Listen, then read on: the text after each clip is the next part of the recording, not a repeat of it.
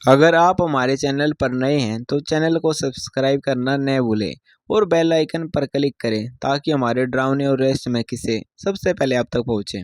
सुनील हाल ही में अपने नए फ्लैट में शिफ्ट हुआ था। ये फ्लैट उसने कई सालों की मेहनत और बचत से खरीदा था, इसलिए उसमें रहने की खुशी कुछ खास थी।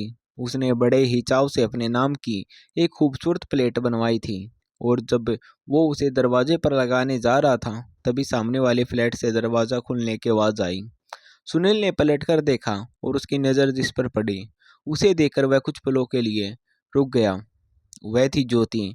उसकी खूबसूरती किसी अप्सरा से कम नहीं थी। लंबी काली लहराती जुल्फें, गहरे नैन, लाल ओठ और पतली कमर, जैसे पानी में थिरकती कोई मछली हो। सुनील उसके सौंदर्य में ऐसा खो गया कि नेम प्लेट उसके हाथ से गिरकर ज्योति के पैरों के पास जा गिरी। ज्योति मुस्कुराई और नीचे सीढ़ियों की तरफ बढ़ गई। सुनील उसकी हर अदा को निहारता रहा। उस एक झलक ने उसे जैसे दीवाना बना दिया था। अब सुनील हर रोज बस ज्योति की एक झलक पाने के लिए अपने फ्लैट की खिड़की से झांकता रहता। जब कभी उसकी नज़रें मिलती, ज्योति हल्की सी मुस्कान देती और सुनील का दिल मचल उठता।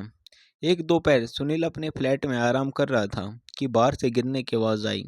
वह दौड़ता हुआ बाहर निकला तो देखा ज्योति सीढ़ियों से गिर गई थी और उसका पैर मुड़ गया था।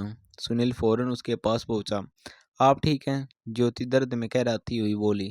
शायद मेरे पैर में मोच आ गई है। सुनील ने झटपट उसका सहारा लिया और कहा, चलिए मैं आपको ऊपर आपके फ्लैट तक छोड़ देता हूँ। मेरे फ्लैट की चाबी मेरे पति के पास है और उन्हें आने में देर होगी। प्लीज़ मुझे अपने फ्लैट में ले चलिए, बहुत दर्द हो रहा है।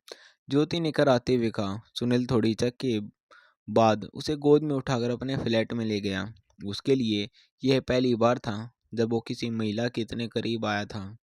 ज्योति के बदन से आती महक, उसकी सांसों की गर्मी और आंखों का मेल, सब कुछ सुनील को एक सपना सा लग रहा था।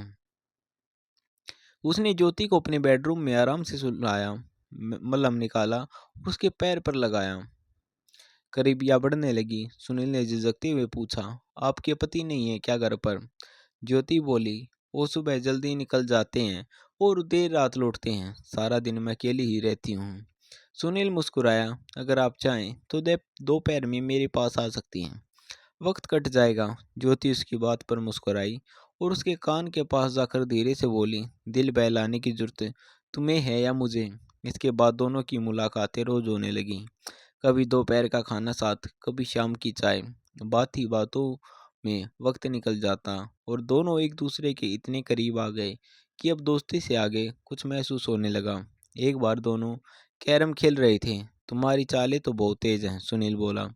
ज्योति मुस्कराई, मैं तो प्यार में भी चालें चलती हूँ, मोरे से राजा को मात देना जानती हूँ। सुनील बस उसे देखता ही रह गया। एक दिन दोपहर में दरवाजे की घंटी बजी। सुनील ने दरवाज़ा खोला। सामने ज्योति खड़ी थी। उसकी आंखों में कुछ और ही भाव थे। सुनील ने उसका हाथ पकड़ लिया और उसे अपने गले से लगा लिया, लेकिन तभी उसकी नज़र ज्योति की पीठ पर पड़ी। वहाँ चाबुक के गहरे निशान थे। ये क्या है ज्योति? सुनील ने हैरानी से पूछा। ज्योति फूट फूट कर रो पड़ी। ये सब मुरली ने किया है। वो मेरा पति हर रात शराब पी कर आता है और मुझे बेरहमी से पीटता है, चाबुक से, जैसे जानवरों को मारते हैं वैसे। तुमने कभी बताया क्यों नहीं? डरती थी। एक बार एक पुलिस के पास गई थी, लेकिन उसने उसे पैसे देकर केस रफा दफा करवा दिया और फिर मुझे और भी ज़्यादा जुल्म किए। अब मैं जीने से थक गई हूँ। सुनील, मौत ही एकमात्र रास्ता है। सुनील बोला, ऐसा मत कहो ज्योति, मैं तुम्हारे साथ हूँ, हम कुछ करेंगे। ज्योति की आंखों में नमी थी, लेकिन स्वर दृढ़ था। एक ही रास्ता है, मुरली की मौत। क्या? हाँ, मुरली को ख़त्म करना होगा और उसके बाद हम दोनों हमेशा के लिए एक हो सकते हैं। सुनील हक्का बक्का रह गया और कुछ बोल भी नहीं पाया। अगर तुमने मदद नहीं की तो मैं अपनी जान ले लूँगी, कहकर ज्योति ने टेबल से चाकू उठा लिया। सुनील ने तुरंत उसे पकड़ लिया, चाकू उसके हाथ से छीन लिया। ठीक है, वो चिल्लाया, अगर यही तुम्हारी मुक्ति का रास्ता है तो मैं तैयार हूँ। ज्योति ने कहा, कल इतवार है, मुरली दोपहर से ही पीना शुरू कर देता है।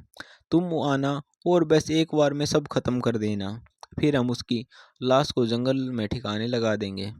सुनील सहम गया, पर ज्योति की मोहब्बत और उसकी हालत ने उसे मजबूर कर दिया। रात सुनील के लिए बहुत लंबी थी।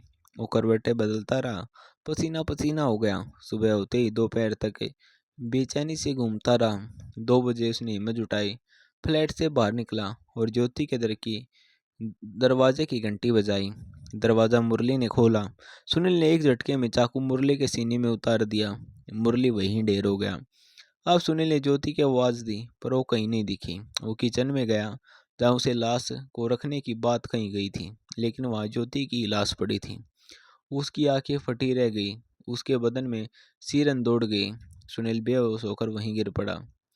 जब उसे होश आया तो पुलिस स्टेशन में था। पोस्टमार्टम रिपोर्ट में लिखा था, ज्योति की मौत 15 दिन पहले ही हो चुकी थी। ये सुनकर सुनील की पूरी दुनिया उजड़ गई। जिस ज्योति के साथ वो इतने दिन बात कर रहा था, जो उसकी आंखों में झांकती थी, वो तो मर चुकी थी। इस सच्चाई को सह नहीं पाया सुनील, और मानसिक संतुलन खो बैठा। उसे पागल खाने में भर्ती करा दिया गया। अब वो हर दिन दीवार पर ज्योति की तस्वीर बनाता है और कहता है, मैंने तुम्हारे लिए सब किया, अब तुम वापस आओ। दोस्तों, आपको कहानी कैसी लगी, हमें कमेंट करके ज़रूर बताएं और चैनल को सब्सक्राइब ज़रूर करें।